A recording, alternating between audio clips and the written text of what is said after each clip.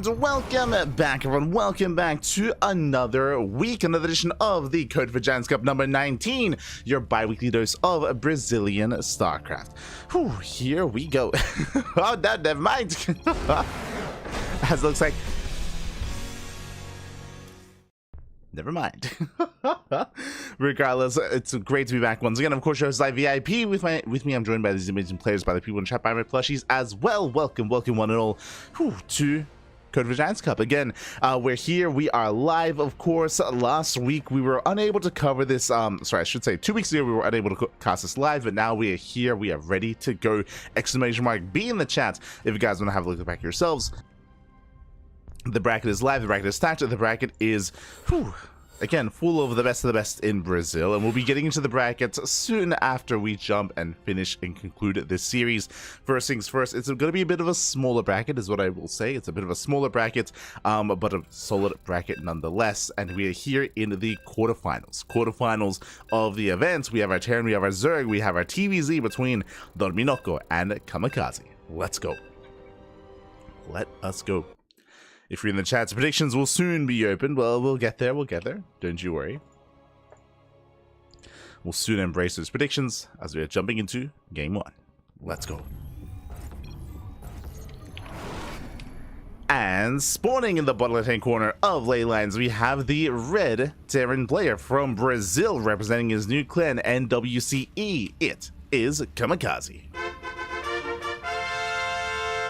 And spawning in the top right-hand corner, we have his opponent. I should probably fix up his name. Hold on. There we go. We have his opponent. We have the Brazilian Zerg player, the Blue Zerg. It is for Eximius Gaming. It is Dorminoko, aka Sleepy Pappy Sleepy. Here we go. And if you're in the chat, you know what time it is. It is Gamba time. Predictions are open. Play show bets on who you think will claim the series. Best of luck in the chat as we are opening up with a gas pool. Jesus, oh my god, hyper aggression here out of Dorminoko. Now Dorminoko, he is known for being aggressive. He's not the most cheesiest of players out there in Brazil. I would say Tata Giba is the cheesiest player, but Dorminoko, you know, he's not too far behind him when it comes to his aggressive nature here, and I don't blame him for opening up with an aggressive style, considering that Kamikaze is known for playing mech. He's known for making it up. Before we can make it up, though, it's going to be 2x Reaper. Okay, let's go. 2x Reaper here out of Kamikaze. Gas first means faster link speed. It means we could try to shut this down and even Bane Bust as a response. Let's go. Let us go. As our players are going to be facing off. I think I do favor Dorminoko in this kind of position here, just considering that you can try to punish and you can try to bust. Assuming he does go for the Baneliness thereafter, he's leaving one worker in gas. Bear that in mind, so he will soon accumulate enough for a Baneliness. We'll see if he commits, just now going for the expansion. Meanwhile, the Reapers are on the way, and it's going to be on Dorminoko to confirm what's going on, as the Overlord will get eyes on the wall at the natural. Here we go. We'll get eyes, we'll confirm. Likewise, interesting wall off here as we have a second depot as well, just to kind of fortify this location. Reapers are on the way. Remember, there's no null-in. This is designed to get some damage done. This is designed to wreak havoc, designed to delay the third base. No SCV scout. Ooh, no SCV scout here from a Kamikaze, so doesn't know what he's going into. He doesn't know what he's about to stumble upon. So, lack of scouting here initially. The Reaper will make off of that, of course. We'll try to. Linger in position. Reaper dips in. Oh, and it's going to be forced out. Yeah, the scout is denied. Link speed almost done. Oh, he hasn't checked the timing of the expansion. He's checking for the third base. Again, Kamikaze lacking a lot of information right now. And he should soon confirm once he dips in. And now he knows. Now he sees late expansion, late hatchery, early spawning pool. And here come the links. Speed is done. Ooh, but the Reapers, they will get away. Yeah, they do get away in the end. Not many links here to deal with this. One Reaper will fall. The other two, oh, one gets surrounded. One does get surrounded, so will the other. From here, it's time to break through. And again, I would have loved to have seen it, but we have the gas. We have one in gas. We have 100 gas. We could have thrown down a Baneliness to flood, to Bane Bust, but alas, it looks like Dorminoko is droning, getting a base, droning up. He's moving out across the map, forcing a big reaction so far. But alas, looks like Kamikaze should be fine. It should be okay. The reactor is somewhat exposed, but alas, doesn't quite commit. Not here, not this time. So now Lings, they do back up. Do back up for the time being. Third base on the way. Settling in.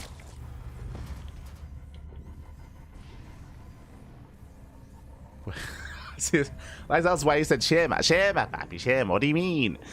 Because we have Polish viewers. I don't know if you noticed, but we have a handful of regulars that are from land of Polonia. They're from Poland. So yeah, we always like to say hello. Always.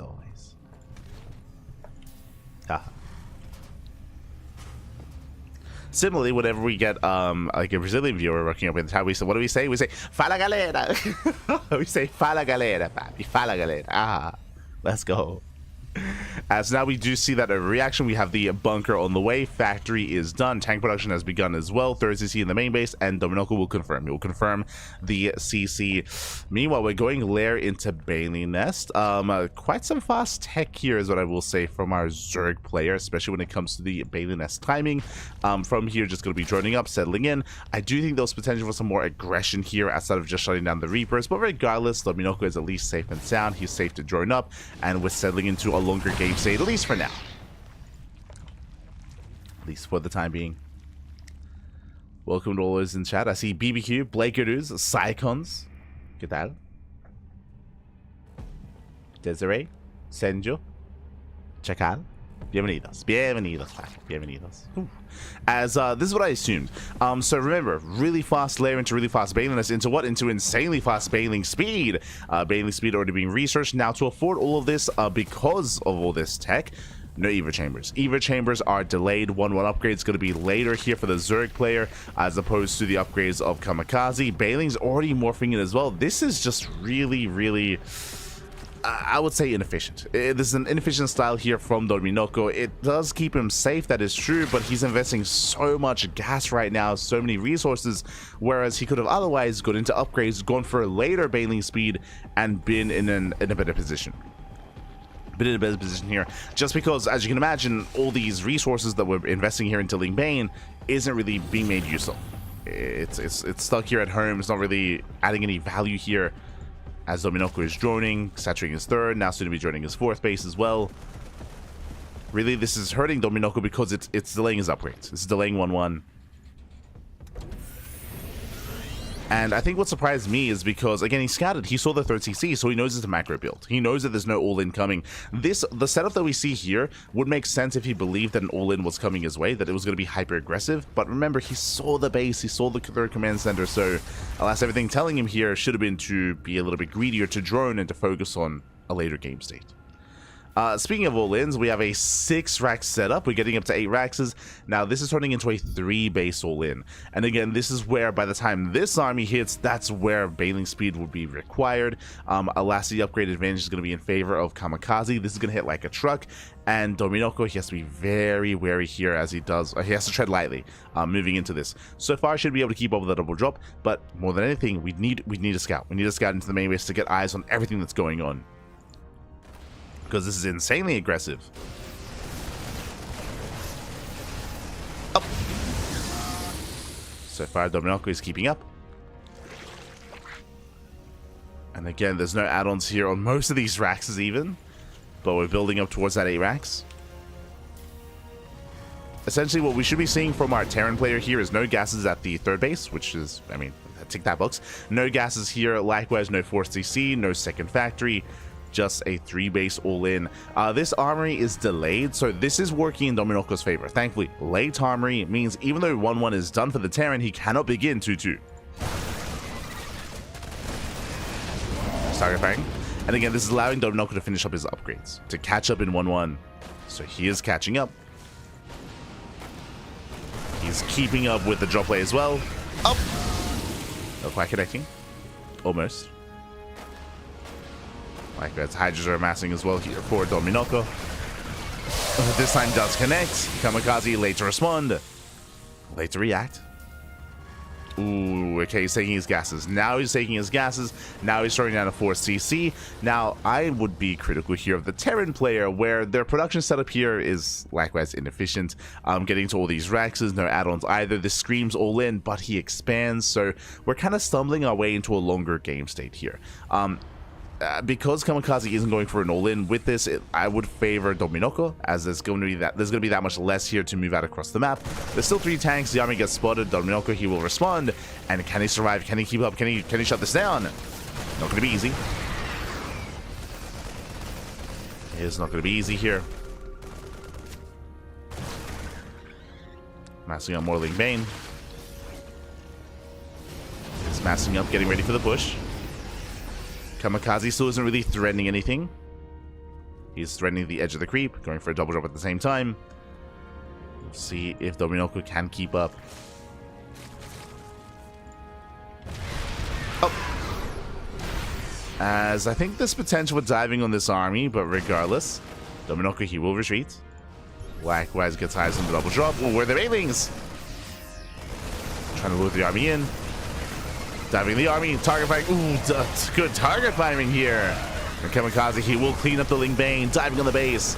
Trying to force a cancel. The hatchery will complete. Reinforcements will deal with this. Dominoko does hold, but this is a much more efficient trade here by Kamikaze. Behind this 460, getting up and running. Dropping into the main base. Spores are in position. But where's the Ling Bane? Takes down a full medevac though. Not bad. Full medevac goes down.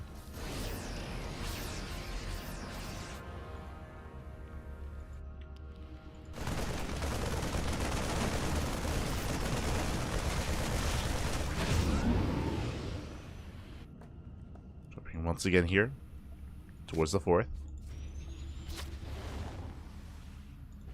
Does drop. Kamikaze rotating.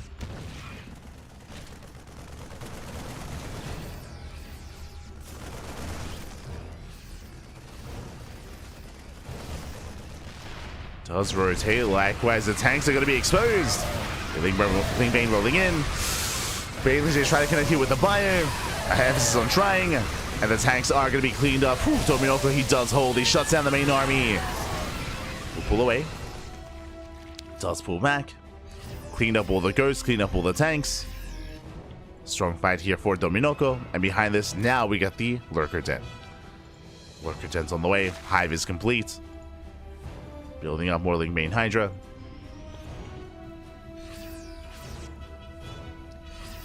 Still trying to build up. Still trying to build up. Still amassing.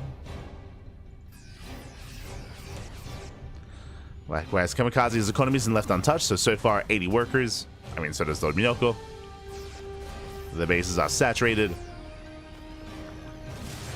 We're going to be jumping in. Oh! Collapsing on the Marauders. Bailing's trying to roll forward. Oh, not the best trades here with the Bailings, though. Yeah, really rough fight for Dominoko. He's got a lot of Bailings. From here, he has to retreat. The creep has been receding. A lot of the active tumors did go down. Just a couple of active tumors left over. Kamikaze trying to maintain map control. Once again, shaving off some Lings. Whatamind does burrow. Oh, Bailey's here on the Marauders. Again, just rough trades for Dominoko. Trying to dive on the army, alas, cannot. His force back.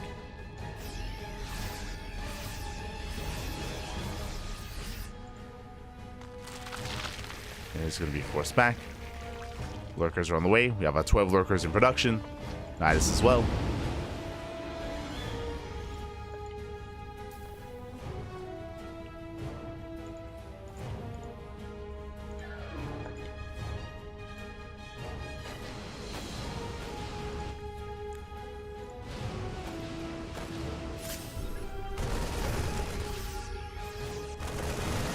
Kamikaze moving out. Again, just trying to be active with draw play. Dominoko's maxed out, and this is where I have to be. I mean, we need to move out. We need to make use of this army as he is maxed. And does need to trade. Base goes down. Nice pickup. Takes down the expansion. Building up his army. Kamikaze, he is stabilizing. Down 20 supply, but he's catching up. And Dominoko, alas, he's stuck at home. He's building up more lurkers, getting to the Nidus Worm, but not being too active here. Jesus. The engine every time. The exhaust even. Here comes the Nidus into the main. Here dips in. Going for the main base. Looks like the Nidus is spotted. But Kamikaze, he has no production. His production was not there. Nidus will complete. Lunkers, they bust in. They bust into the main base. Getting on top of the Ghost Academy. Ghost Academy is barely going to go down. But the Liberators have arrived. It's going to be a one-way trip. These Lurkers are going to fall. They have to get out of here. At the same time, Lin Bang rolling towards that planetary. Really awkward engage. Lurkers are trying to hold their own. Planetary goes down. He gets 3 CCs. There were 2 CCs building here, so 3 bases going down. Very nice damage. And Kamikaze, he's struggling. From here, Dominoko, he has to back up, has to retreat, and build back up. And he does. Instantly with more Lings, more Hydras. Now, what's a little bit concerning here is the Lurker count was reset. There's 0 Lurkers remaining, so it was a very expensive trade for Dominoko. No Lurkers left. But Kamikaze doesn't have the supply to push out. He's lacking the army.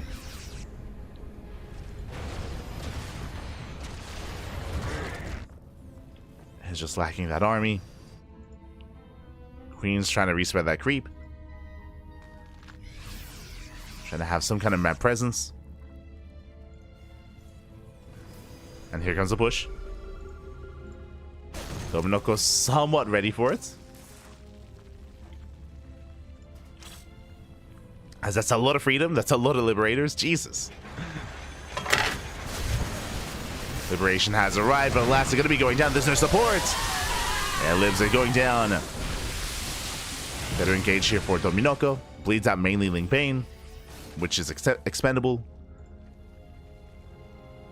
Can rebuild. Can rebuild the army. Once again, another Nidus into the main. Do we have Lurkers? No Lurkers. Instead, just Lings. And Nidus is going to finish. Lings, they don't quite unload in time. Really just trying to distract. Lings, they catch a tank. Once again, Bailing's rolling in. No major connections. They take down the CC. Better fight for Kamikaze. He holds. It was a command center, though. And this is where Dominoko would benefit so much from spellcasters, specifically Vipers, to Blinding Cloud, to Abduct. Speaking of, there we go. First Vipers on the way. First Vipers in production. Ultra Cavern now finishing up. Kamikaze is stabilizing. He's almost maxed out. Again, we had some very nice damage earlier, but alas, Kamikaze has weathered the storm. I just say lunge in, let's go. Catching out a lib.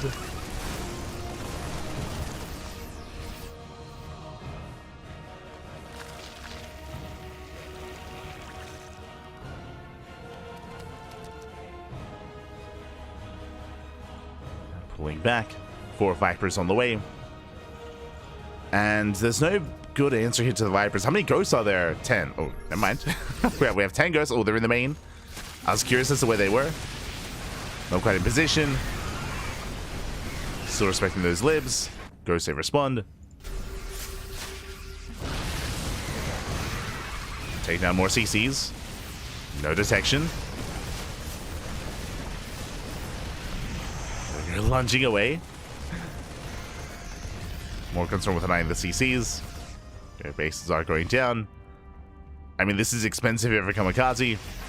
But he's walling up once again. And where are those Vipers? There's 5 Vipers gathering energy as we speak. They still need a little bit more time.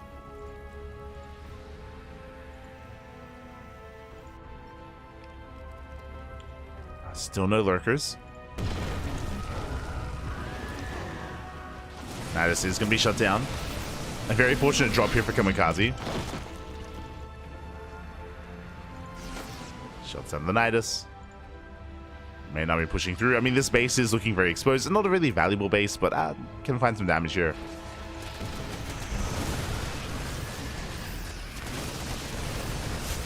Collapsing of the army. Forcing the lifts. Where are the Vipers, by the way? They're still at home. Bring the Vipers, Pappy. We need them.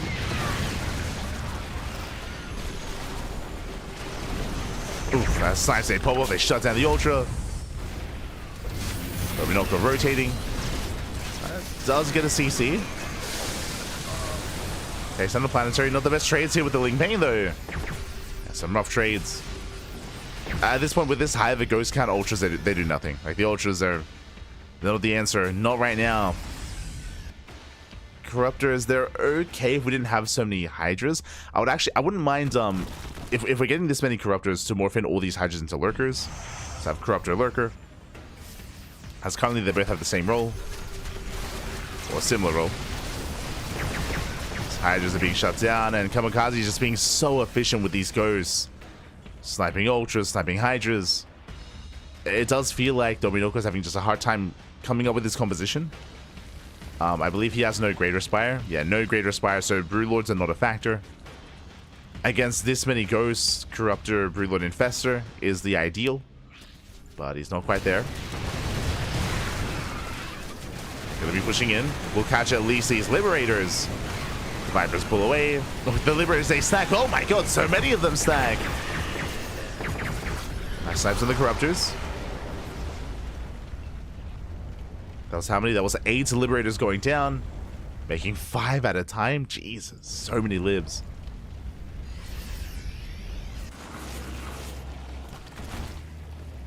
So Minoko is down to 8 Corruptors. But he does preserve all the Vipers. So again, the Vipers, they have their role, and that is to power bomb, to shut down whatever's in the sky. Second Spire is on the way, so it looks like Dominoki is thinking about the Broodlords.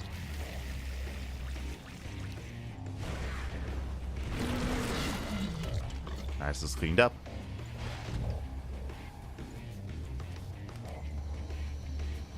Still looking for a way in.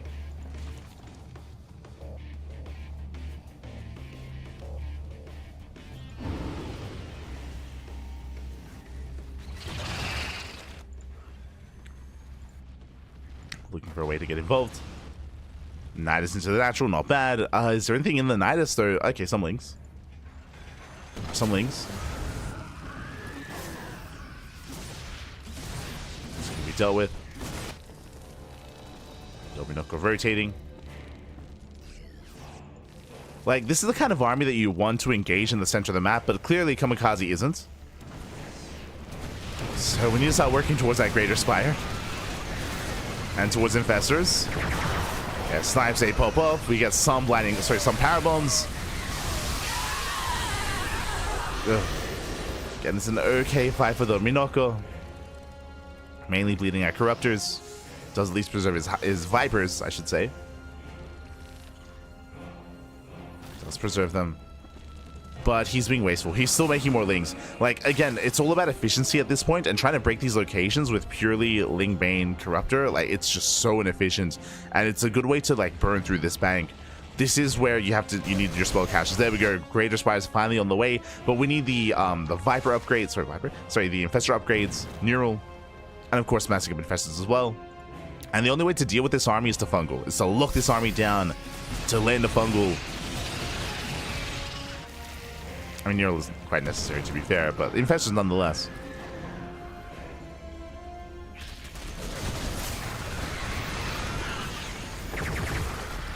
As we do see just pure Ghost Lid. Pure Ghost Liberator at this point. Oh, we do see the Ghost out of position. The center base should be going down. We get any power bombs? We get a couple. Power bombs, they pop up. Snipes on the Corruptors. Base goes down. Ooh, and I believe a couple of Vipers did fall here. Yeah, that was 3 Vipers going down. Expensive losses for Dominoko.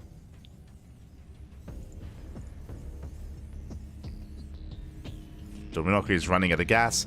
Even though Dominoko has all these bases, he has not saturated the gas geysers. The gas geysers, they have been left alone, and that is hurting him. Now gases are being taken, but they're late. Likewise here, they haven't been saturated. Oh. So Dominoko, if he's not too careful, he's running out of money.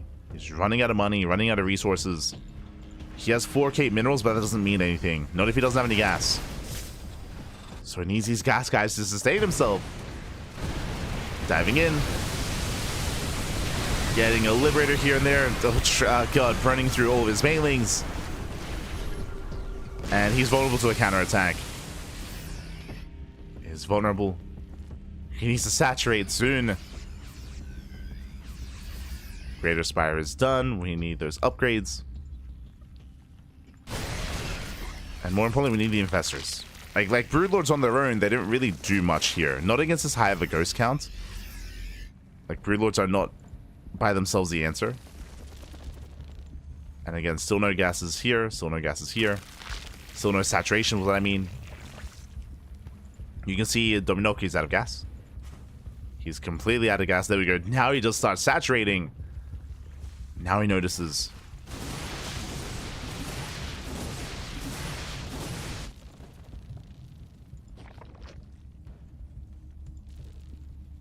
We have the first Infestor on the way. And it isn't enjoyable to play this way, but like you do have to play the game of efficiency. Like walling up with spores, with spine crawlers, getting up to like, what, 8 Infestors, splitting up into 2 groups, building up your Broodlords. You have to play this game. And it does feel like it's taken too long for Dominoko to kind of like accept this fate. This center base is abusable, sure. I would even say the Dominoko should not allow this base to get up and running. Corruptors are not in position. Yeah, and these lives, there's no answer to them. Lings, they collapse in. These are going to be some rough trades. Vipers are getting caught out. Brutal losses. Loses one. Loses another as well.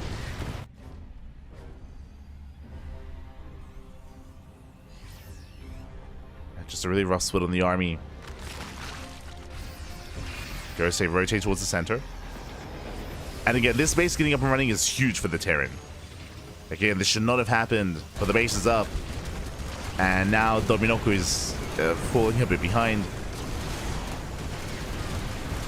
Like, the win condition for the Zerg is deny the bases, right? Deny this base and deny the southern base as well. But he has been failing to do so. Snipes coming in. Oof. Yeah, Broodlords are going down. And Broodlords, they'll just melt. Brutal losses. Every Broodlord gonna fall. And this is why Broodlords on their own do nothing. you need those Infestors. They have to come hand in hand. Without one, the other, it crumbles. Without Fungals to threaten, and even then, it's not like, oh, you have Infestors, so you win that fight. Because obviously the Ghosts have EMPs, so you have to like stagger your Infestors. You have to be careful with how they come in.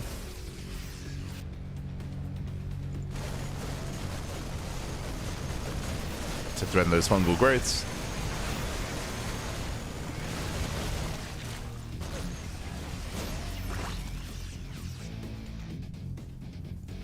And Kamikaze, he's taking a lead in this game. Now getting 2 bases, 2 fresh mining bases as well. This southern base and the center base. Minoko, he has to engage. He's trying to dive in. We'll catch out the libs. Liberators go down. Gets a blinding cloud on the ghost, which don't do anything. EMPs connect. We land 1 fungal, but there's no follow-up. There's no follow-up. There's no Broodlords. And again, Dominoko, he's out of resources. I mean, I say he's burning through his bank, so he cannot remax. He hasn't taken his gases here either. Inefficient saturation towards the south.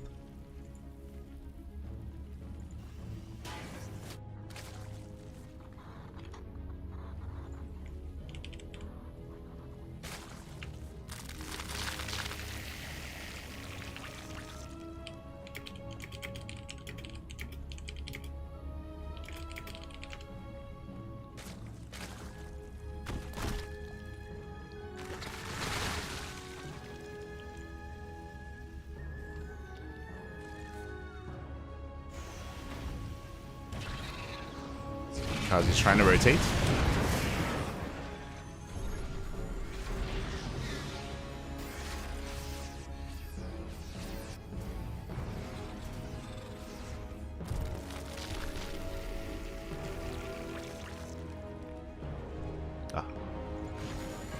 trying to rotate. The liberation is real. I'm afraid to look how many lives. 13 lives, 23 ghosts. Oh, God. And unfortunately, again, Dominoko is being very stubborn when it comes to what army he's trying to make. Again, Lingbane Hydra has no real place here, to be honest. It's just very inefficient. Just a very inefficient army here to try to push into any of these siege locations. Kamikaze playing this out correctly, just turtling. Like, he has no reason to push out. He just has a turtle. Like, he's already successfully taken the bases that he needs. Bailey's rolling in. Oh, through the liberation zones, brutal trades. Oh, God. The Lingbane crumbles.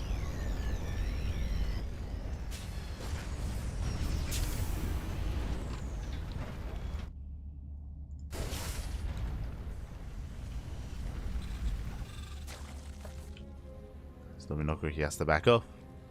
It's supply blocked as well. Oh, God. Even supply blocked.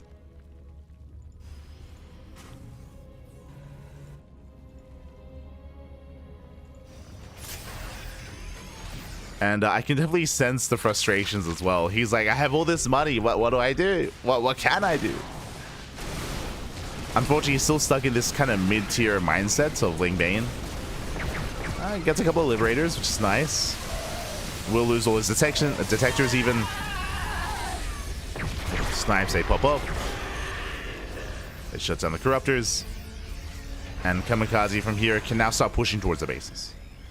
And again, we didn't have full saturation here, so there's still resources to mine, which means Kamikaze can take this base as well, and then take this base for himself.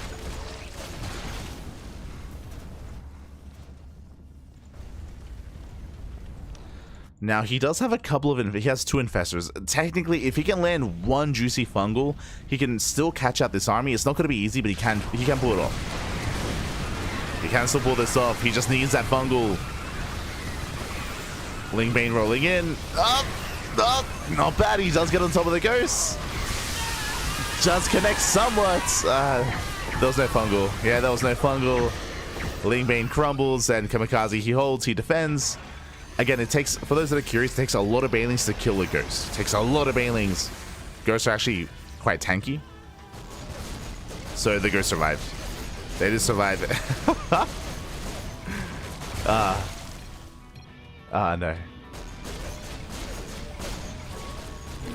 As yeah, Kamikaze takes down the base. Take another expansion as well.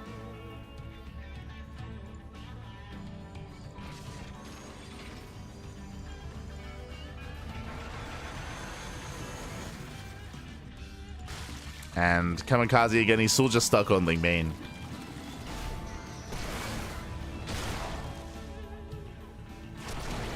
And again, there was a chance previously, that definitely was a chance. And he's going to be able to clear up all these Liberators that are left exposed. True. Liberator's going to be going down. Once again, Lingbane rushes forward looking for the ghosts. They don't quite find them.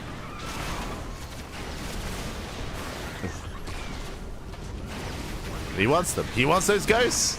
Up. Settles on the planetary. Rolls in. We get a hot pickup. Couple of ghosts go down. But he does clear up so many Liberators there. How many was that? 9. 9 Liberators went down. He was able to catch 4 ghosts. Okay. Now, unfortunately, we're out of a bank. Like, unfortunately, we're long distance mining at this point. Still though, lunges in. Can he catch the ghosts? Now there's no SimCity. Now there's no planetary. Base goes down. Ideally, Dominoko wants to force Kamikaze out here into the open. And he can try to look down the ghosts.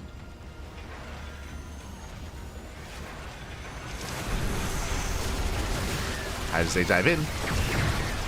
Oh, the snipes are brutal. I'm not sure there's enough Lingbane. Yeah, there's not enough. Not enough Lingbane. Ultras go down. The ghost survive. Does get the expansion.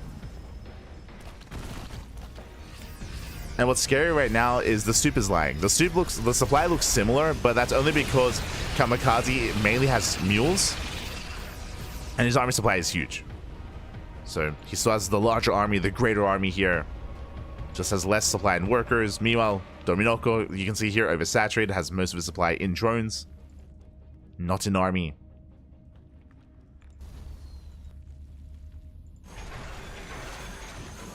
And Dominoko, he should be aware that he cannot let this base get up and running. So he's forced to dive in time and time and time again.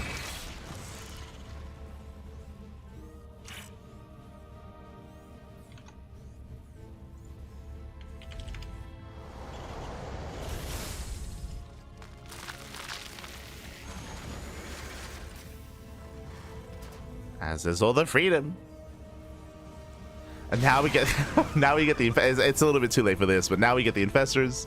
I'm gonna say too late, we can still try to pull this off. Yo, the microbial shroud. Lingbane rolling in. The Gers, they kite back, they shut down the Lingbane. Yeah, the choke point is brutal.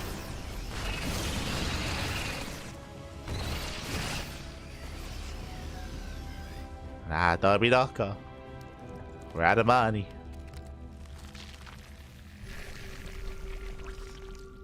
Morphing in lurkers.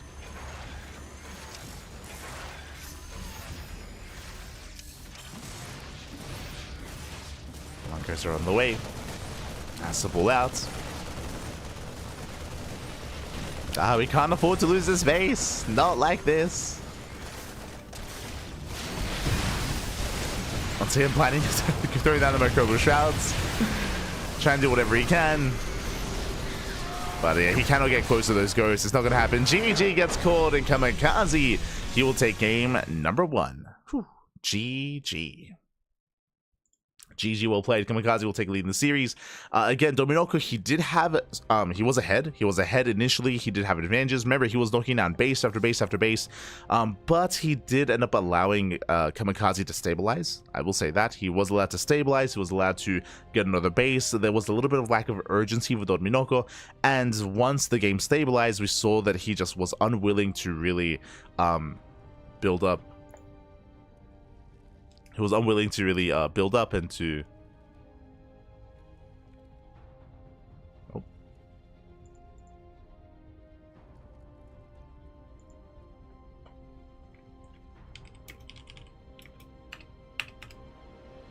Yeah, it was unwilling to build up and unwilling to go into Broodlord Infestor. That's kind of what you need in that kind of situation, especially against a ghost-heavy composition.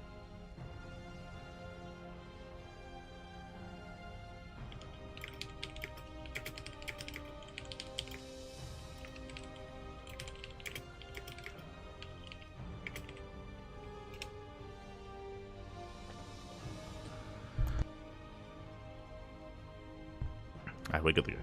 We are good to go. But yeah, GG. GG will play. Kamikaze does take a lead in the series, and Dominoko, he does take a loss initially here, but it's a best of 3. Best of 3, we can bounce back. Can try to bounce back.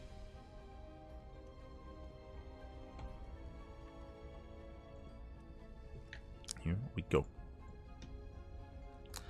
And yeah, we saw the power of Mass Ghost. Ghost Lib, really. It's a it's a very powerful composition, and it does kind of force a certain kind of response, and without that certain kind of response, it's very difficult to pull off.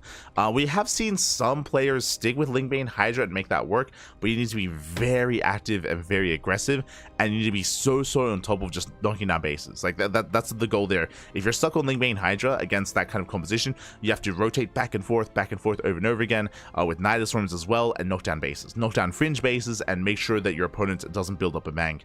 But it's a very stressful kind of play style, definitely, and it's very difficult to pull off. And yeah, with that, GG well played. Now we're getting ready for game number 2. Let's go.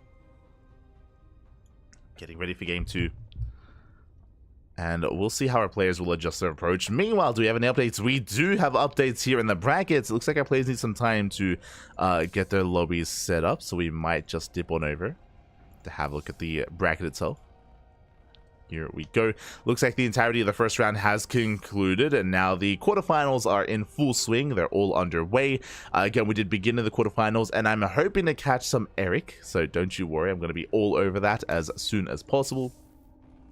after the series is most likely drop down to catch the lower semifinals, assuming it all lines up. I'm hoping it does. I'm hoping it all lines up for us.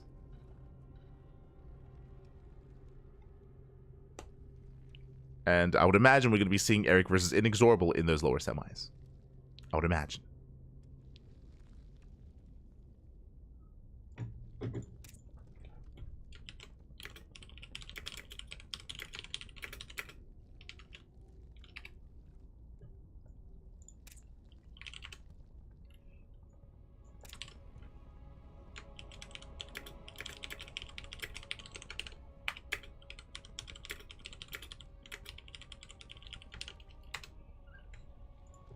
Here we go. As we are setting up. Likewise, we have MasTeR versus Antonio, currently ongoing. We have our series, CranKy versus Sleepy. We have Erik versus Claw, and we have INexorable versus Vitorino facing off as well. Let's go. It looks like we have our map. We have game number 2 ready for us. We're going to be loading into King's Cove. And again, Dominoco, he had such a strong start as well. He had such a strong start against his opponent.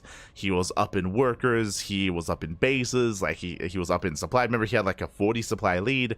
But again, did kind of let up on the gas. He did back off. It was a little bit too tentative afterwards. And CranKy, of course, did recover. But now we're jumping in. Now we're jumping into game 2. Whew. We have our lobby. Let's go. Let us go. Also, I'm excited because later on tonight, I can stream, papi, I can stream. I actually do have time to stream and actually ladder a little bit as well, so that's going to be what I'm looking forward to after this cast. At least I hope to. As we're jumping into game number 2. And spawning in the top left-hand corner of King's Cove, we have the Brazilian Terran player, the Red Terran representing clan NWCE. It is CranKy. And spawning in the bottom right-hand corner, we have his opponent. We have the Brazilian Zerg player, the Blue Zerg representing Zimi's Gaming. It is Dominoco. Once again, opening up gas, a pool into hatchery. We saw that this leads into earlier link speed, into a link flood as well. This did work out quite well with previously when CranKy did open up 2x Reaper, and it looks like once again 2x Reaper out of CranKy. We're set up on the low ground. The first Rax is on the way, followed by the second Rax. We could throw out a third Rax in the main. It is possible to turn this into 3x Reaper, but especially on a large map like King's Cove, I'm not too fond of the idea of committing into hyper aggression from the side of the Terran. So just 2 Raxes for now. We'll see if he does throw down a third Rax. So this is a repeat of the last game.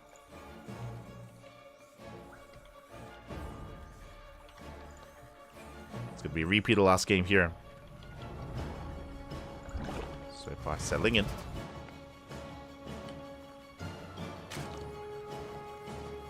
Getting into our Reaper production. Likewise at Dominoco. Getting to link speed. And the goal here for Dominoco is to catch out these Reapers. Is to catch the Reapers with these speedlings. We'll see if he can. See if he can.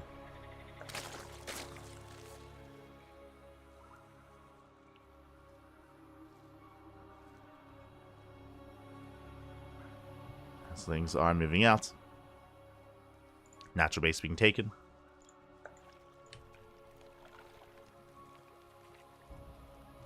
Likewise, Reavers are on the way.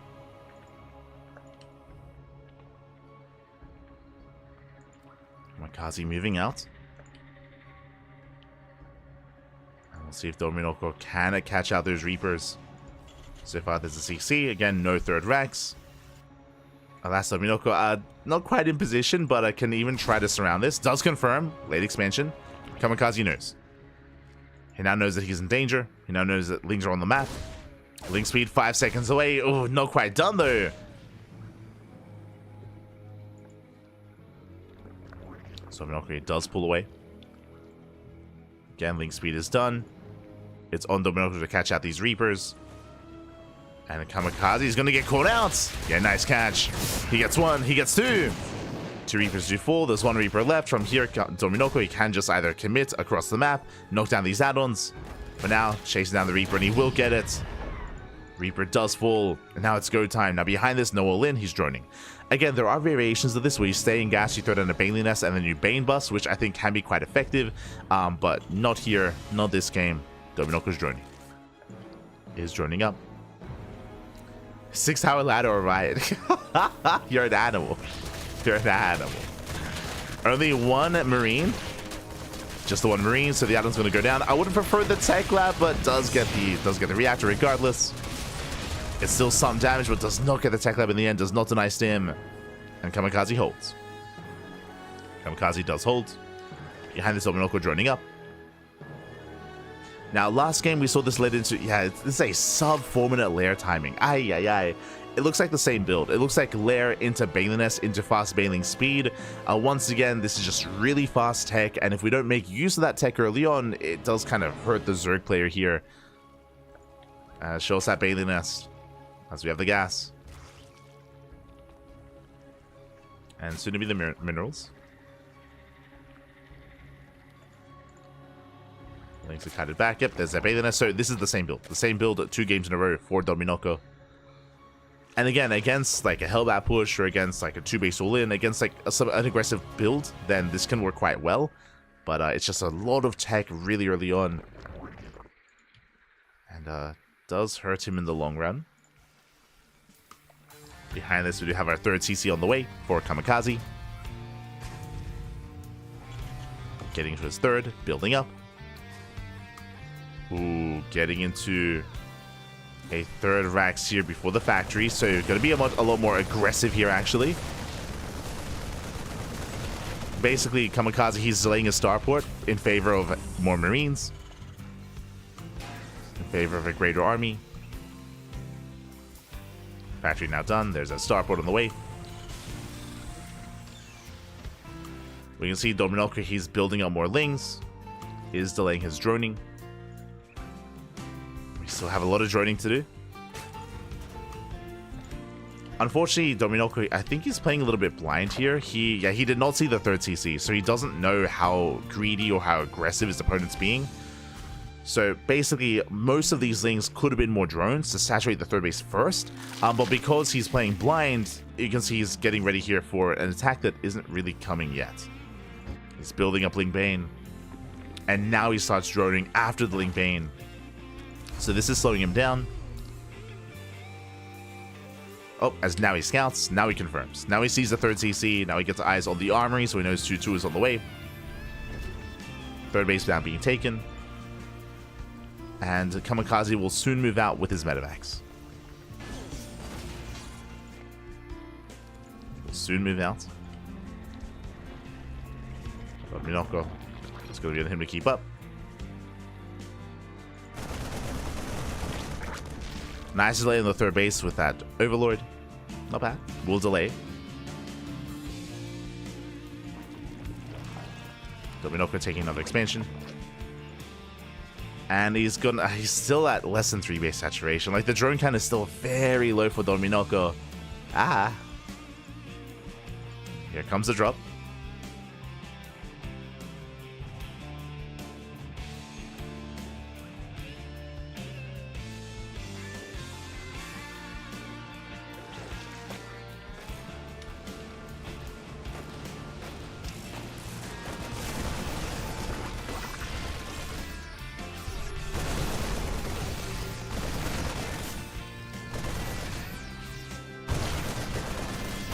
So far, keeping with the drop play.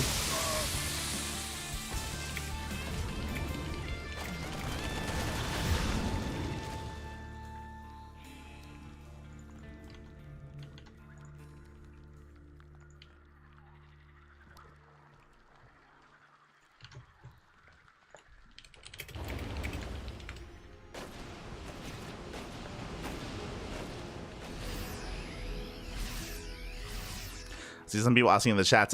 Yes, his name is Dominoko. For those that are curious, in game he's acordado. It's a play on words. Basically, acordado means awake, and Dominoko means asleep or sleepy, and his ID is sleepy. So His in-game ID is the opposite of what his ID is. Intentionally. Oh no! Oh. Does split.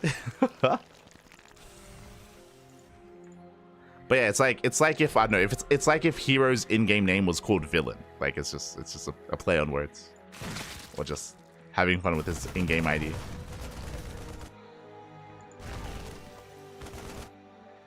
But yeah, for those who don't know, Dominoko is the Brazilian word for, or I guess Portuguese word for sleepy. Sleepy is his ID. He needs to wake up. Ah.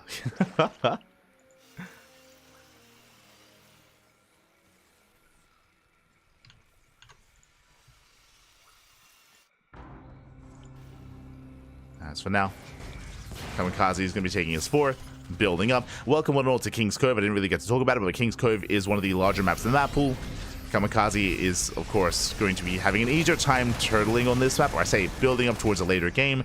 The 4th and 5th bases are more exposed on this map, so if we did see this kind of get into a longer game state here, then I would say that Dominoko would have an easier time pushing in towards these center locations if he were to gain map control there. So for now, getting supply blocked. Building up his Ling Bane Hydra, joining up to 80. We have now gotten up to proper saturation. Both players have Lings going for a run by, and the wall is wide open. Lings flood in, Lings into the mineral line, Lings on top of the fire, catching out the production.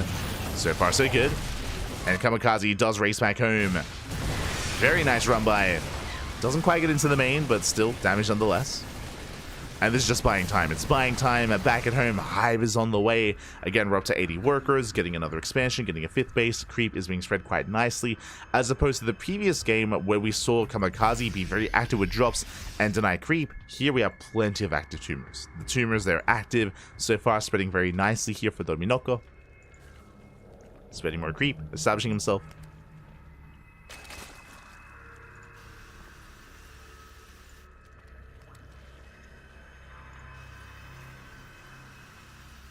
I can now focus on maxing out. Going for the Nidus Swarm. I would say a little bit early for the Nidus, but this also tells us that we should soon be seeing lurkers as well.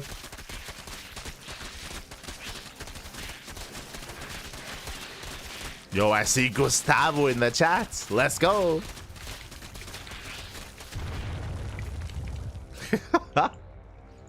Este Gustavo. Good to see you, good to see you. Fala galera, pá. Fala galera. As Kamikaze is going for a split push. Triple drop towards right, double drop towards the left. We'll see if Dominoko can keep up. So far, up. Oh, that's going to be cancelled. We'll deny the expansion. Ooh, catching out some of the fire, not bad. Double drop sniping the Nidus, but no major economic damage. So losses that we can sustain. Dominoko so far is keeping up. So far. Drop does rotate. Hive is done. Going for the Ultra Cavern. I would love to see Vipers at this point as well to lock down these drops. As for now, Dominoko having a hard time keeping up. Likewise, Kamikaze, he gets a queen. He gets one, he gets two. Catching out 2 queens. Back at home, Ghost production has begun. Liberators as well. So just like the previous game, we're building up towards mass Ghost Lib. That is the goal here. That is the win condition for Kamikaze, is to secure himself to turtle up with Ghost Lib. Once again, I will reiterate that this location here is very open, so he is going to be vulnerable here. There's no natural kind of SimCity. There's no natural choke point. So I do actually favor our Zerg player when it comes to engaging in this location to deny the bases and deny mining. But he has to make sure he engages soon before all these bases turn into planetaries. Before Kamikaze fully turtles up. Both armies are maxed. The checkpoint is brutal though. Despite that, Lings, they do rush in, trying to engage. Oh, they get choked up. Yeah, just a really rough engage here for Dominoko. Again, he can engage here. It's wide open towards the top side, less so. It's a brutal choke point. It's exactly where Kamikaze wanted to fight. And Dominoko, he takes a rough engage.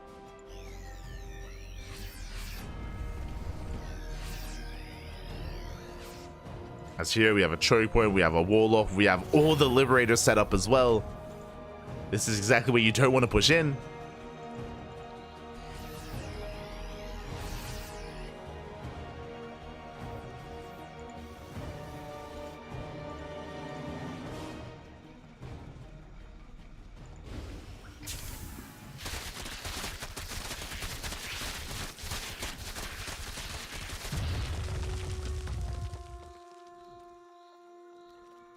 So there we go. Dominoko now looking to engage here towards the south side.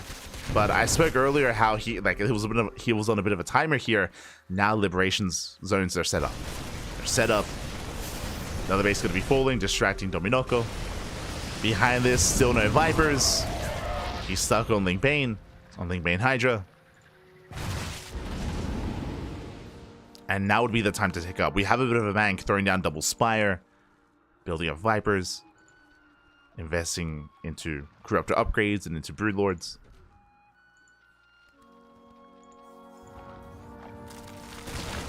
He's rotating in, trying to engage.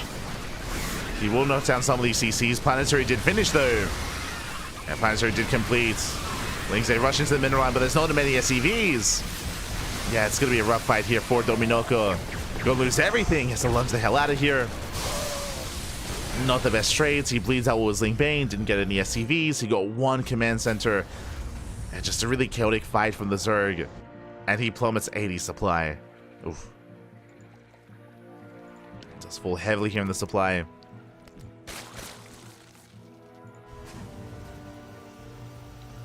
And I'm concerned we're getting a bit of a repeat here. Just similarly to the previous game, we're taking a little bit too long here to tech up. My apologies, there is double Spire. Okay, we have double Spire. We're working on the upgrades. I'll still prefer Liberators as well to help deal with, all this anti-air. Sorry, Vipers is what I meant to say. Did it with all the anti-air. Did it with all the libs.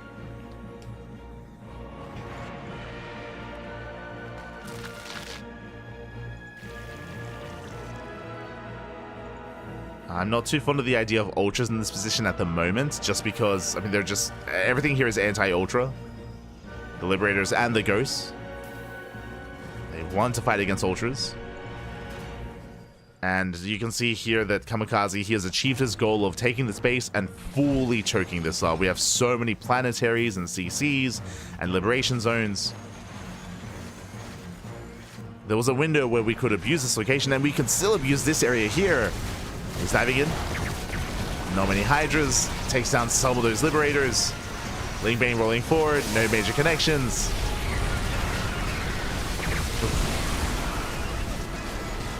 From here, he has to back off. Here we go. Corruptors out on the way.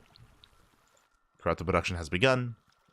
I would say right now there's a lot of pressure, a lot of onus on Dominoko to expand and take every base.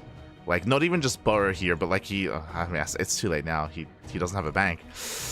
He has no minerals. But before this, to take every single base on the map and to prioritize mining on these fringe locations as well.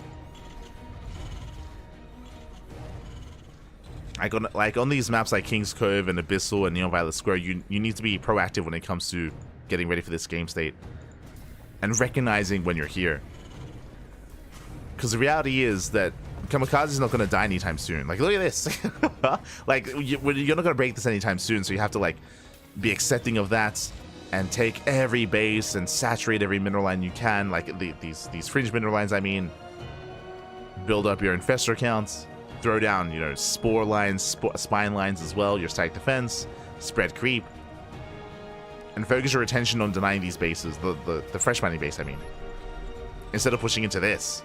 Oh, no. As, he's going to run into the planetaries, and this is not going to be the best trade here for Dominoko. Oh, God. He will get one planetary for his entire army. He gets 2 bases, 2 planetaries, 2 CCs. That was for, like, 80 supply. He's remaxing on 100 lings. Oh, no.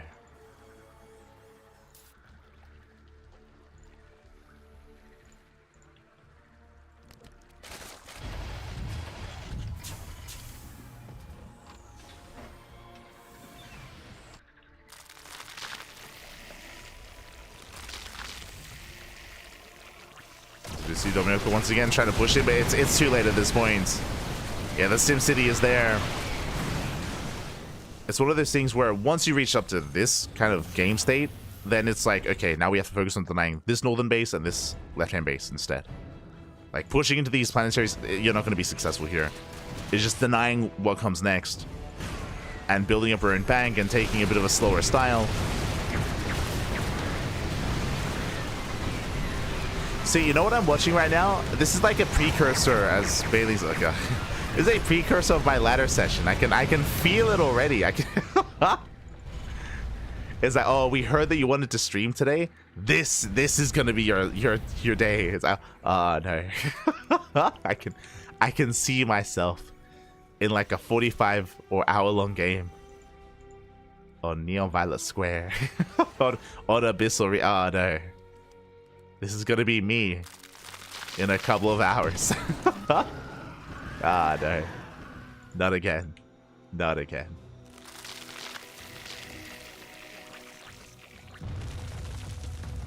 Oh, Madison to the main. Okay, let's go. This is a way to bypass all this SimCity. Does Kamikaze notice? And what is in the Nidus Worm? That's a good question. Just Links. Links and Nidus, I mean, can still do damage. As they do flood out.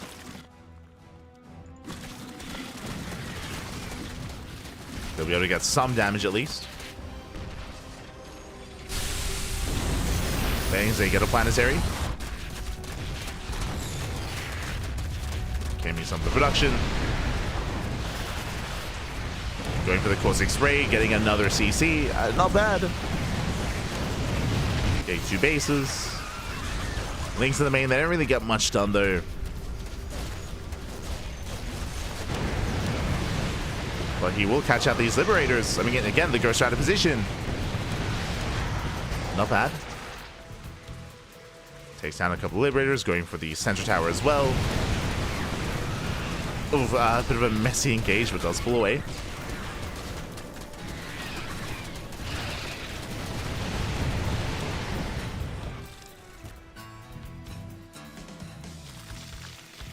Dominoko pulling back. He's got decent saturation. It's okay.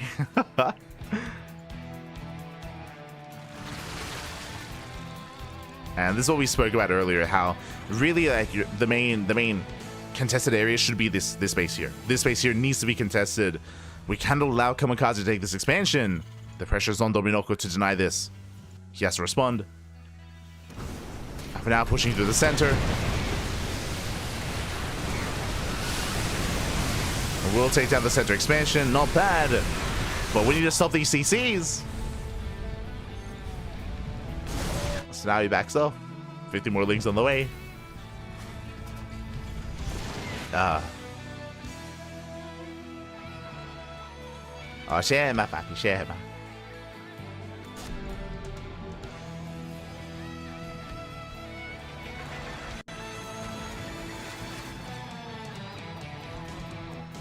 So now we're working towards that greater spire. And I'm feeling it is looking a little bit bleak here because this space that we spoke about, this location, it's getting up. It's building up. Dominoko, he was unable to deny it. He was able to kill the center expansion, but I mean, it doesn't really matter as much as the northern base. Kamikaze gaining more ground.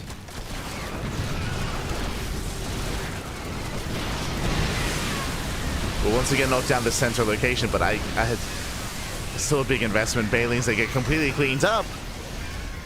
Pulling main falls, Nidus into the main, Nidus into the natural. Lings, they're getting some damage done. Let's go. Catching out some SCVs.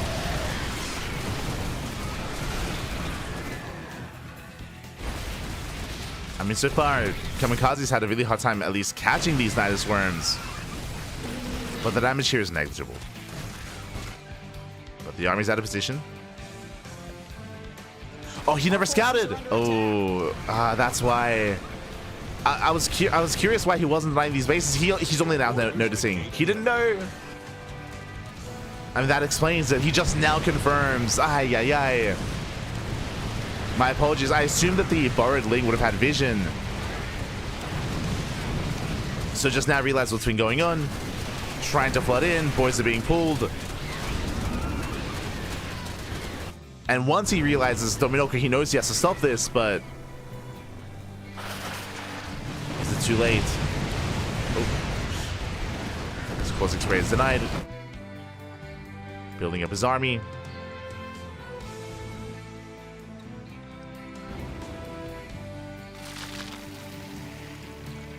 And he has to dive. Now, this time, there are ghosts in position to defend. This time, the Night Storm isn't distracting as heavily. Greater Spire is done.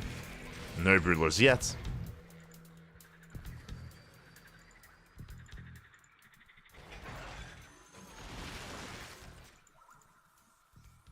He does borrow some links. Yeah, he's pushing into 2 planetaries. Oh my god. Planetaries, they go down. There's 3, there's 4 planetaries. Oh my god. He takes down 3. And he gets the mineral line. Sorry, I thought those were planetaries. So he gets 3 planetaries, gets the mineral line, but the orbital survives. And so do the ghosts. The Monocle trying to rebuild.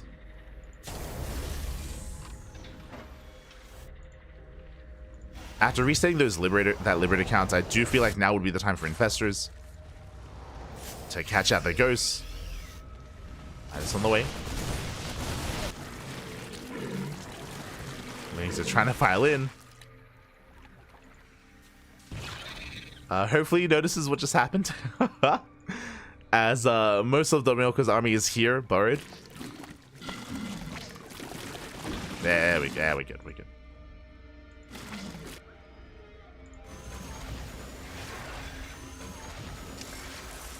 Okay, now we have a planetary here. Planetary is a base. We just mass Mulehammer as well. Ay, ay, ay. Matchup's going up. And they go CranKy well. CranKy back. They shut down the Lings. Not enough here.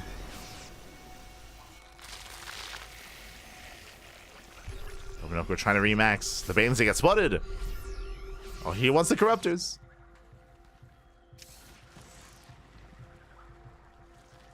One of mine are set. Oh no. We've seen this before. One of mine are getting ready here for their mine shots. The Greater sieging up. Dominoki commits the mine shots. Ooh, massive connection. First shot goes up. Second as well. Bane's trying to make their way towards those ghosts. Ooh, brutal mine shots. And a couple of ghosts are going to be going down. Not bad. Getting what, 5 ghosts?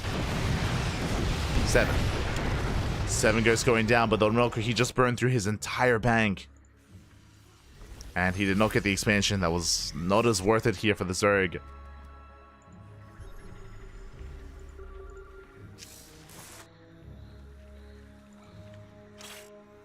So Milker does need these gases. He needs saturation.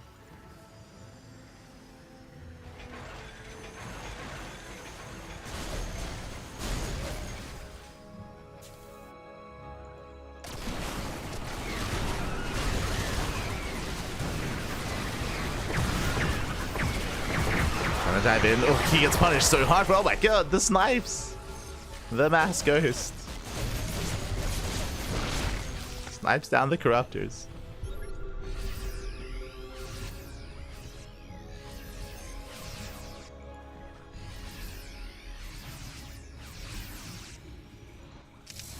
And Kamikaze, he should be able to deny this expansion. And as we mentioned before, like, what's scary about these bases going down is that Kamikaze is going to take them himself. Not many Corruptors left over. A much stronger fight for Kamikaze. And this base is soon to belong to the Terran. And alas, Dominoki did not mine enough. Still plenty of resources here. The gases, they were untouched as well. Fresh gases. He scans, sees another potential Terran base. Might be his next opportunity.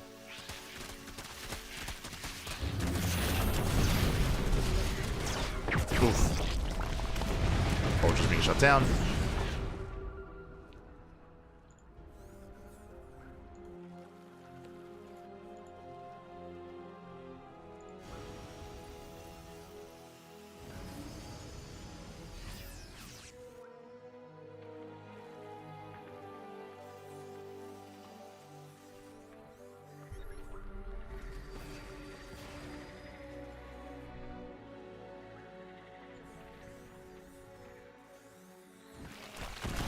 Kamikaze still settling in. taking another expansion. From here, he can take another base on the right. He can try to take the base on the left. This center location is still very wide open. Things, they are able to catch some of these orbitals. Not bad. Center orbital does fall. Getting another. Pulling back.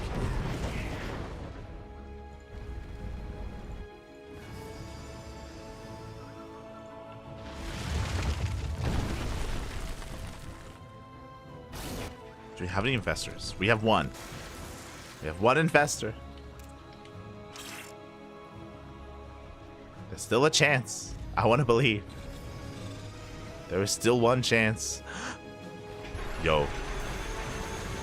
Can we pull this off? Oh, no! Not like this. Vulture goes down. You can see the infest. Oh, yeah, he notices. Does notice the infestor. We'll shut it down. Here comes the dive. And the ghosts, they get the hell out of there. They pick up, they load up, they pull out. Nice cleanup on the Liberators. Again, specifically, this area can be attacked from multiple angles. So much stronger engage here from Dominoko. Much stronger engage. Mind shots going off though. Kamikaze falls back. I would have assumed he would have already taken this base, but has yet to do so. Now floating over. Dominoko, can he pull this off? If he can force more fights here, then he can.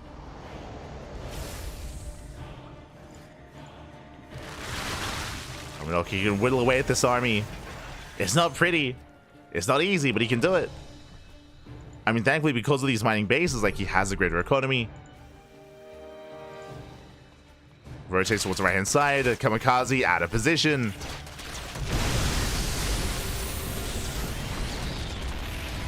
Base is going to go down. He denies the expansion. And now suddenly it's Kamikaze who's running out of resources. He still has a more efficient army, don't get me wrong. But I would have assumed that this base was going to be a given here.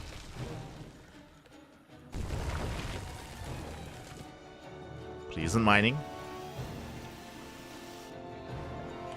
Dominoko, we can still pull this off, back. We can do this. Oh, we do have more planetaries on the way, though. It's going to be that much more difficult to break this center location.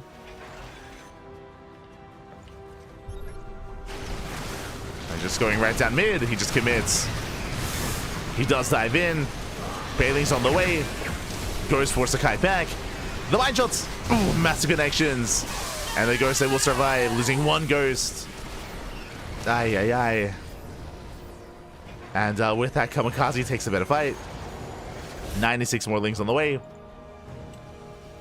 That was 71 lings. That was, of course, all the Banelings for 2 ghosts. And the Liberators, of course. Good chunk of Liberators.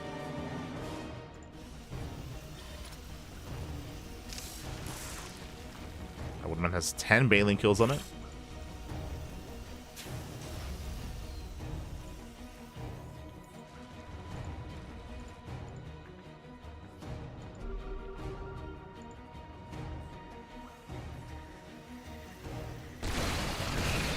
Does notice all the changelings. I'm re-rolling in.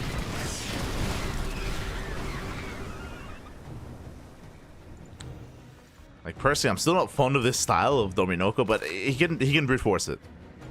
He can make it work. Especially because, again, there's still no expansion for Kamikaze. He's being starved out. He needs a base.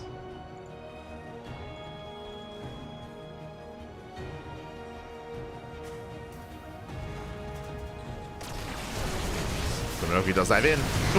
Mine shots are brutal. There's still one mine left. Oh my god. Mines, they do connect. Despite that, still a Littling Bane left over. And the ghost, can he get them?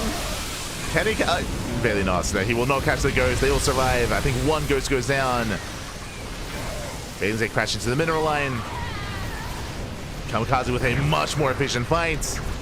I'm afraid to look. How many ghosts was that? 3? Yeah, 3 ghosts. 3 ghosts. For so much Ling Bane. Dominoko remaxing 100 more lings. Did reset the Liberator count though. And again, this is working. It's working, Pappy.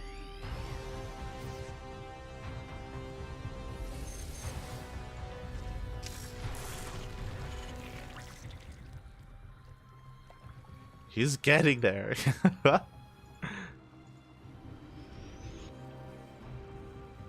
Now, because the Liberator count is non-existent, this means that the Corruptors in the next fight, they're not going to be healing libs, they're going to be hunting down the medevacs.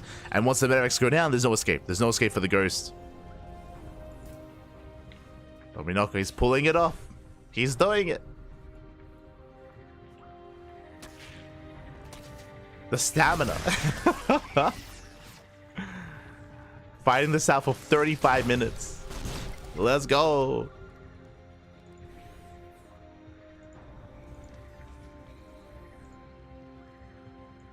And yeah, there's 0 Liberators left.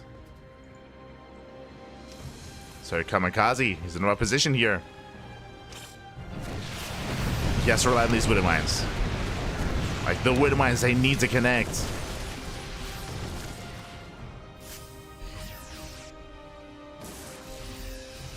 Likewise, there's what? There's an orbital, there's no planetary. And here we go, Dominoko, he commits! Ooh, Mind shots are brutal, but Banelings, they survive. And the Corruptors are going for the dive as well, catching up the medevacs. Full medevac goes down! Again, that's what Dominoko was looking for. Got a full medevac he goes. Takes down a CC, and he's done it. He has done it. GG gets called, and Dominoko, he will tie up the series 1-1. Oh my god. GG. GG, well played. Oh my god, it wasn't pretty, it wasn't easy, it wasn't efficient, but he got there. He got there, Pappy. GG. Oh my god.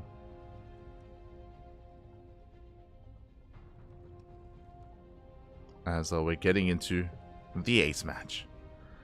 Whew. Oh my god. We're getting into the ace match, Pappy. Ay, ay, ay.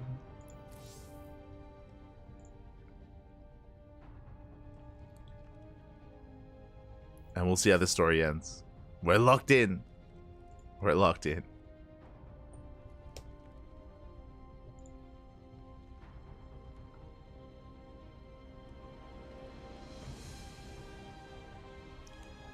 And because these matches have been so fast, I'm sorry, so fast, Kappa, so long, and because the lower matches were so fast, I believe Erik versus INexorable has already begun, which is a bit of a shame. I did want to catch some Erik, but you know, the series, the matches are still, of course, going to be ongoing.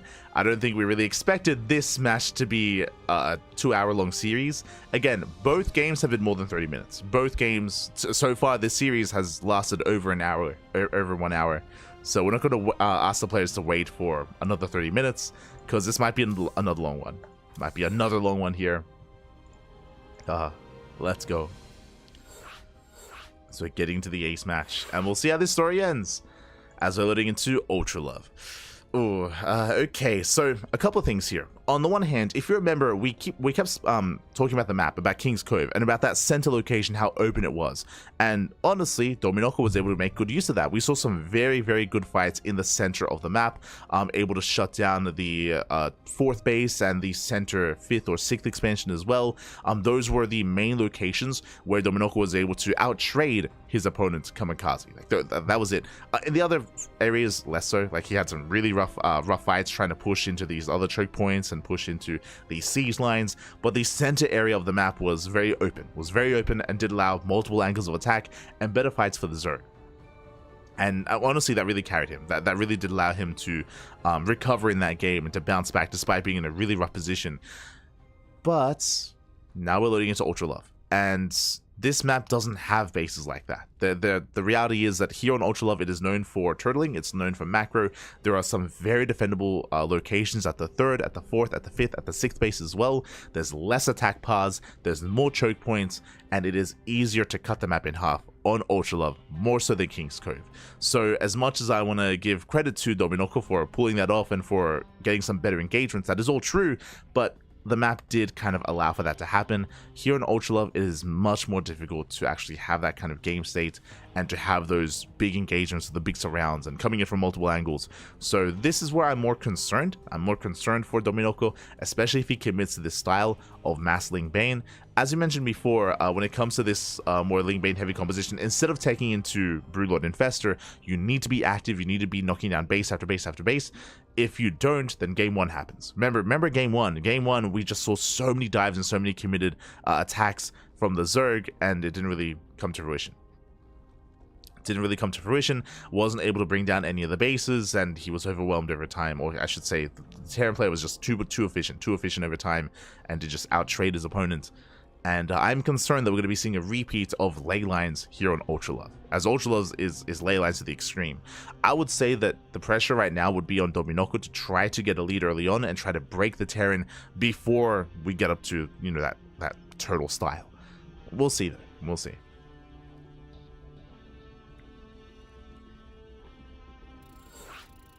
So here we go. So we're getting into the ace match. Whew.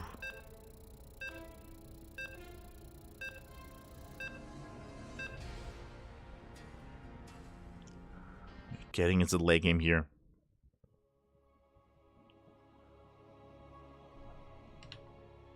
And again, I feel like the pressure is more so on Dominoko than on Kamikaze, but we'll see. We'll see. So loading in. And spawning in the bottom left-hand corner of Ultralove, we have the Brazilian Terran player, the Red Terran representing clan NWCE. It is Kamikaze. And spawning in the top right-hand corner, we have the Brazilian Zerg player, the Blue Zerg representing Eximius Gaming. It is Dominoko. Whew. Let's go as we are opening up once again gas pool into hatchery. It's been the same build every game so far here by Dominoko, and once again Kamikaze also opening up 2-Act Reaper. So when it comes to the openers, I do favor Dominoko. I do think that this is a good response here and a good way to shut down the build of Kamikaze. I do think that there is opportunities to go for a Bane Bust follow-up, but again, that's just not what we've been seeing. We've been seeing macro out of the Zerg player instead. As we have 2-Act Reaper from our Terran and Fastling Speed from our Zerg. And with that Fastling Speed, his goal here is to hunt down those Reapers, to shut them down, and to gain map control, and to settle into a longer game state.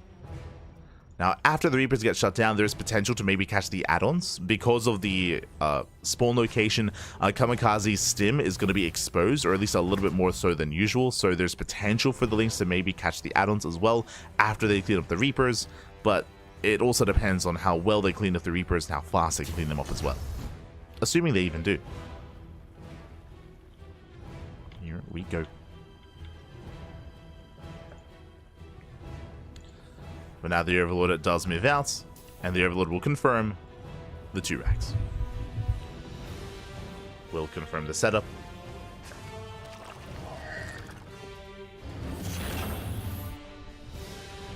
Lings are amassing as we speak.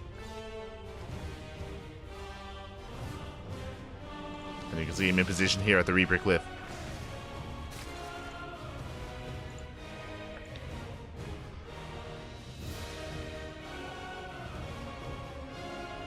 He's ready, he's in position. Reaper moves out.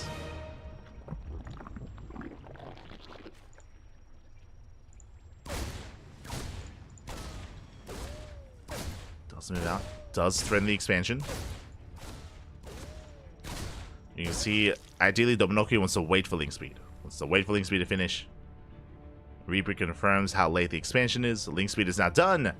And Dominoko, he's Link Flooding. He is going for the Link Flood. Droning up behind this, so he's not going all in. But still invested quite heavily here, and he's looking at the Reaper. The Reaper does race back home. And we actually have a 4th and 5th Reaper popping in as well. And Kamikaze, he does play more defensively, which means these Lings, they won't be able to achieve much here. Their goal was to catch out the Reapers out in the open. They're not going to be able to.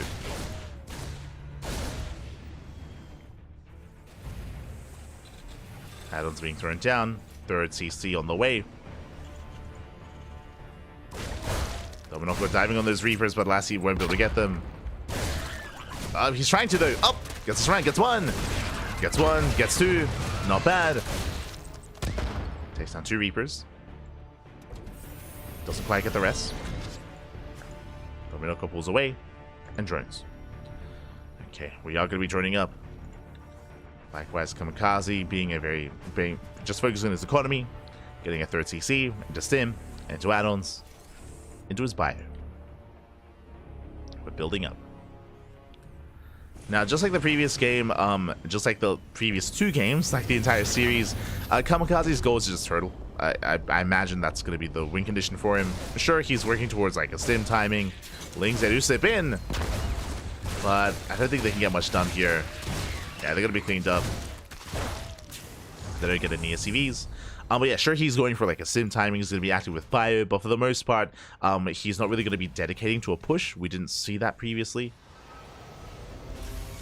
Double eBay, double upgrades. Once again, Dominoko going for the fast lair into fast bailing nest, into faster bailing speed.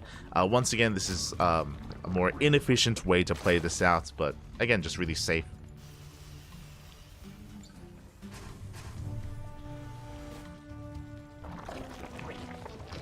It does feel like, watching the series, that Dominoko's been conditioned to a certain playstyle of CranKy, and we have seen CranKy play all-ins before and go for these Hellbat pushes. So Dominoko is kind of like blindly setting up for that.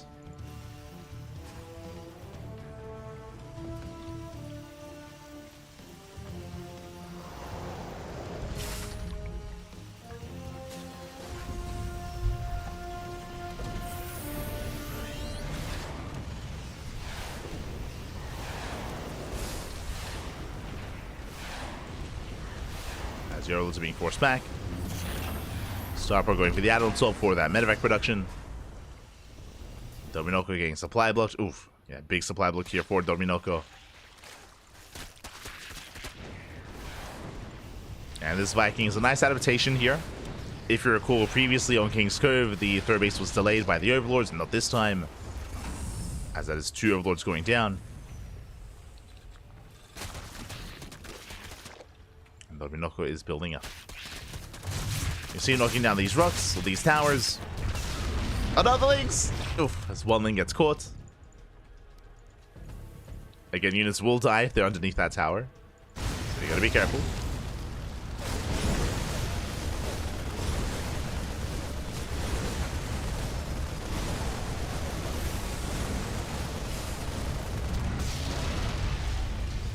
So yeah, the towers are being knocked down.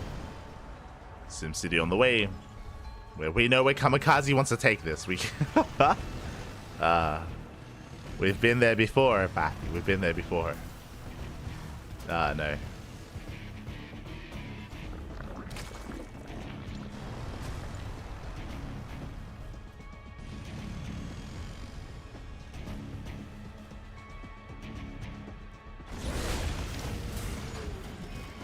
He's moving out. Morphs in those Hellbats.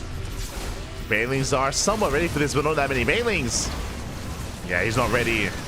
The Queen's being forced back. Only 5 Banelings. Alas, CranKy catching Dominoko off guard. He thought he was safe with the army that he had, and the game may just end here and now. Before we can turtle up, before we can get into a 4th base, here comes the army. Yeah, 1-1 is done, and Dominoko, he has been broken. We're going to be safe from another 40-minute game, at least. We're gonna but alas, there's just nothing to defend. There's 12 Banelings on the way. Unfortunately, Dominoko, he missed the move out. He didn't see the army coming. I mean, the Viking did help with that, true. Viking did assist. Oh no, nah, the misclick. Oh no. Baneling crash into the lair.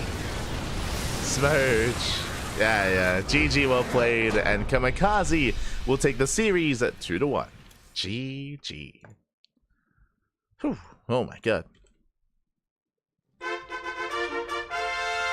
GG, well played. CranKy will claim the series. Just an unfortunate moment there for Dominoko. Again, he didn't see the move out. I'm pretty sure a part of that is because of the lack of Overlords. It's because they're being hunted down by the Vikings, so he just didn't see the army moving out. He didn't see it pushing. Alas, he was caught with his pants down. He did have some Lingbane ready, but not enough. Not enough to deal with that hefty of an army here. GG. GG, well played. Whew. CranKy does claim the series, does advance on, and we have some catching up to do. We have a lot of catching up to do here in the brackets. As exclamation mark be in the chat if you guys want to have a look back yourselves. Again, I was hoping to catch Erik versus INexorable, as Erik takes down Claude 2-0, and INexorable takes down Vitorino 2-0 as well. Big wins here for these two players, and they're facing off in the lower semifinals, but again, they're mid-series. They're already in-game. I was hoping to catch them. Unable to, though. I don't think we quite expected the Kamikaze Dominoko series to be so long. So, alas, they have already begun, which means we can follow Kamikaze into MasTeR. MasTeR, of course, if you don't know him, he is the best Protoss player. He's the strongest Protoss player in all of Latino America. He's a beast. He's a terrifying opponent. And MasTeR is one of the favorites to make it to the finals and to potentially win the event. He is one of the favorites here. So we'll see if Kamikaze can cause an upset. I would say that MasTeR is favored in this next series, but Kamikaze definitely has it in him here to make him work for it and to cause an upset. The pressure is on. The pressure is on. And again, we're just going to be getting ready for that match, which means we're nearing the end of the broadcast. We're going to be covering the semifinals and then the grand finals thereafter. Again, this week, the bracket is much smaller. We're missing out a lot of our regulars. I don't see Yan. I don't see Shakti, for example. Those two players, Yan and Shakti. They're the first two that come to mind. Likewise, I don't see Tatagiba either.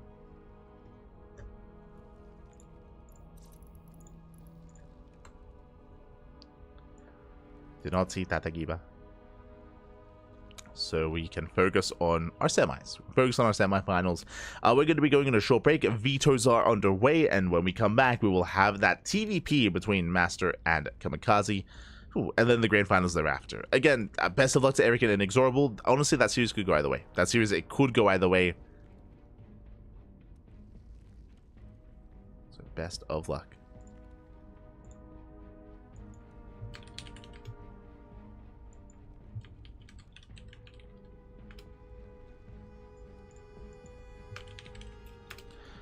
So take this moment to get some snacks, get some food, get some water, drain your disruptors, massage your marines, and tuck in all your tempest. We're going to be back soon with our semis. See you soon. See you soon.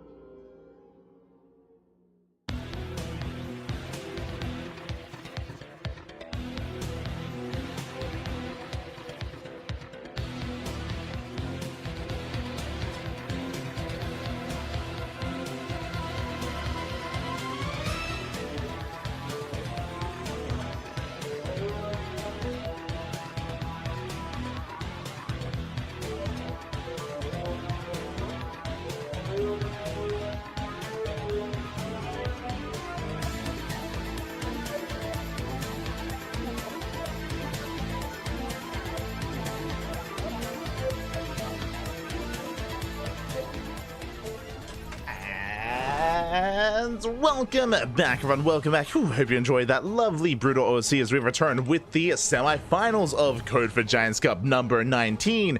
Again, your bi-weekly dose of Brazilian StarCraft, and we are jumping in mid-series into our TVZ. And spawning in the bottom left-hand corner, we have the Brazilian Terran player, the Yellow Terran. Representing the Platinum Heroes, it is INexorable.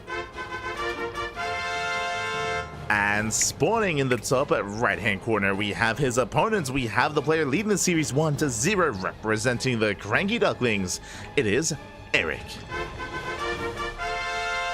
Let's go. Let us go. Whew, again, I was hoping to catch this series from the beginning, but the last match, the last quarterfinals, was a very long best of 3, so we missed out on game 1, but we are here for game number 2. Erik is leading the series 1-0, and we'll see if he can maintain that lead and take it, or if INexorable bounces back. Again, INexorable is the strongest Terran player in the tournament. Erik is the strongest Zerg player, so this is I'm ready for a banger of a series. Pool first out of Erik. Pool into hatchery. Interesting opener, and we'll see where this leads us. Again, it's always a lot of fun casting Erik because a lot of these matchups, and especially if you cast StarCraft on a daily basis, multiple times a day like I do, things can get very formulaic, and you kind of like already can foresee how certain matches and certain dynamics are going to unfold. With Erik, it's always something different, always something fresh, always something unique. Erik, he's just a very different kind of player here, and does often come up with his own builds, and even recently has been embracing a new build in ZVP specifically, which we will get into if he makes it to the grand finals. We're seeing it here as well, which I'm less fond of against Terran. It is going to be a double hatch opener, so it's going to be pool into hatch into gas into another hatchery. Let's go. So double hatch opener out of Erik. For those that are curious, this is a very greedy build here, and it is easier to get away with against Protoss. It is more difficult against Terran. What does this mean? This means less queens. So the way this works here is that the second queen is delayed in favor of a hatchery. Now, mathematically, the way this works here is that your larva is actually going to be the same, just because this hatchery makes up for the inject that you would have otherwise lost. But this also gives you another creep tumor advancing on forward, and it gives you more larva in the long run coming into the mid game. So this is a quote-unquote better build, but the downside is that you lack queens, which means you're vulnerable to early game aggression. If INexorable went 1-1-1, if you went 1-1-1 into Hellion Banshee, as the CC is delayed, not bad, big delay here in the CC. But if INexorable didn't go for a CC, if he went for a more aggressive follow-up here with extra Hellions and Banshees, he could break this location, or he could even just break the Zerg player, because again, the queen count would be very low. So it's risky. It's a risky build here by Erik, and we'll see if he can get away with it. INexorable is going for a third CC before Starport, so economic build here. INexorable could still go for a Hellion dive, but would be difficult to pull off. Would not be easy. Would not be easy here. As Reaper dips in, Erik going for the triangular third. Reaper going to be zoned away. And again, you can see here that this is the second queen. Like, the second queen is just now halfway done. There is no third queen either. Like, again, because you're getting another hatchery. So the queen count is very low when you go for this build. At least initially. Hellions are moving out. We have a couple of links amassing. Link speed is suited research. Bearing in mind we're staying in gas, so it's going to be link speed into typically lair. The queens are keeping up, trying to wall off. This is the other advantage here, is that this hatchery, it isn't just about making up for your otherwise lost larva because of the inject, so you have plenty of larva to work with. It's also a creep term. It also allows you to wall up. It allows you to wall up this location to get away with a lower queen count, as you can fully wall off and protect your bases from Hellion dives. So again, this has been, I spoke about this previously, but this is a build that Erik came up with at the start of the year in January, and a lot of the other Zerg players have been messing around with it. I'm talking about like the European Zerg players, players like Fiant, players like Iba, Larimbo. There's been a lot of theory crafting surrounding Erik's build that they have been going into, and they've been attempting it themselves as well. You see INexorable rotating in towards the third. Erik is keeping up. So far, zoning away. Lings, they do hit the natural. The Hellions are out of position. But they're Marines. They're Marines just in time. Lings, they get not even an SCV. They get some Marines. 2 Marines even. Yeah, 2 Marines going down. We get a trade. And we spoke earlier, remember, all that gas was for the lair. The lair is about to finish. From here, no Roach Warren. It's going to be Ling Bane initially. Hellions pulling in. Catching a couple of tumors. At the same time, Erik does dive into the mineral line, getting a Marine. Gets another Marine, going for the SCVs. He gets 1, he gets 2. 2 SCV kills, he wants 3. Up, can he get it? Up. Oh, barely not. Whew. Barely doesn't get the SCV. Last control there by INexorable. He does race back home, getting his 3rd base, building up his bio army as well, getting to a 5-rack setup. He is gearing up towards the mid-game. And likewise, so is Erik. So we can calm down. We can calm things down. We had a lot of aggression. I would say that the Ling run buys from Erik weren't really too worth it. They weren't really too valuable. You can see here 32 Lings for 2 SCVs and 5 Marines has not been worth it for Erik.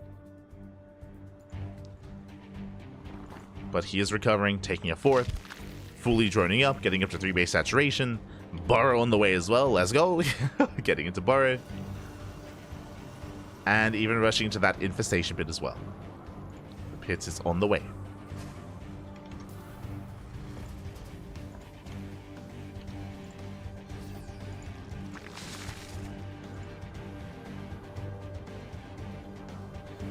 Meanwhile, I see 3 more Raxes here. INexorable is going for 3 base all in. He's going for an 8 Rax. He's going to be sending it across the map. Basically, what's happening here is going to be making 12 Marines at a time and purely Marine tank and just going to be sending it. He should be skipping his gases here at the 3rd base and no 4th CC, no 2nd factory, just straight up 3 base all in. And it's still getting underway. It still has yet to reach its full swing. But it's on Erik to realize what's going on because Erik is taking up into a hive. He's being greedy. Erik is being greedy. He's running up to 4 base saturation, or just under 4 bases. He's at the 72 workers. And Erik has to be careful not to be too greedy here and not to take up too hard. He needs to focus on Ling Bane. Ooh, as he will bleed out so many Overlords. Also had 4 Overlords going down. Does force the pickup. Does force the pickup. Oh, sorry, 2. 2? Okay. Thought I saw more. We get 6 Overlords to replace. Trying to spread creep.